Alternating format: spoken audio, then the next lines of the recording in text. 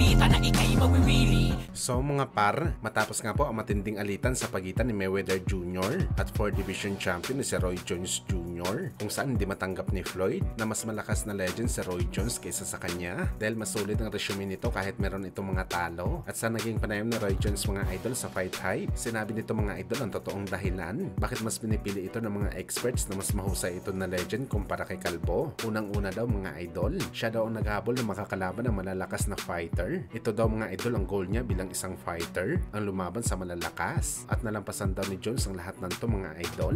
Bagamat sa era naman daw ni Floyd nagkabaliktad ang lahat, imbis na habulin ng malakas mahihina daw ang nilabanan. Ang palaging ruta daw ni Kalbo ang laban na easy fight kung saan dito na nga pumasok ang pangalan ng ating pambansang kamao Manny Pacquiao mga idol. Sa palaging tanong daw ng lahat kung sino ang mas magaling kay Pacman at Mayweather Jr. sa kanilang era, hindi daw talaga magawang sabihin ni Roy Jones na mas malakas si Kalbo kay Pacman kahit tinalo niya na ito sa bakbakan. Hindi niya daw kasi nilabanan ang malakas na version ng Pacquiao. Hinintay pa daw nito na manakaut si Pacman kay Marquez at lumaban ito sa malalaking tao bago niya ito labanan. Hindi daw talaga masisisi si Roy Jones na mas pinipili nito si Pacman na mas angat kay Floyd.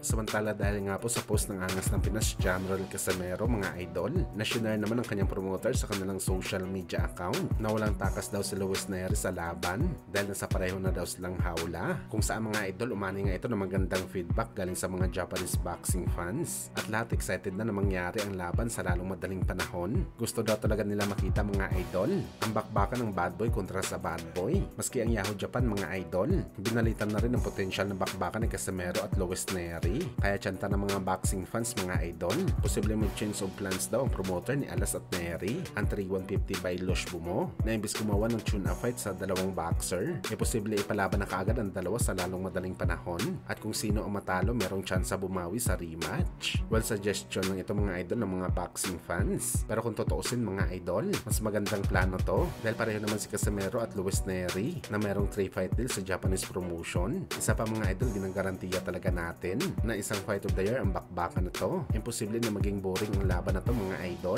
Mas malupit pa ang laban na to kina Uya Inoue at Neri dahil si Inoue may distance fighting pa sa bakbakan, pero si Casamero mga idol, wala sa libro ng Pinoy ang distance fighting. Talagang basagan kung basagan, kaya nakadepende na lang ito sa promoter nila mga idol.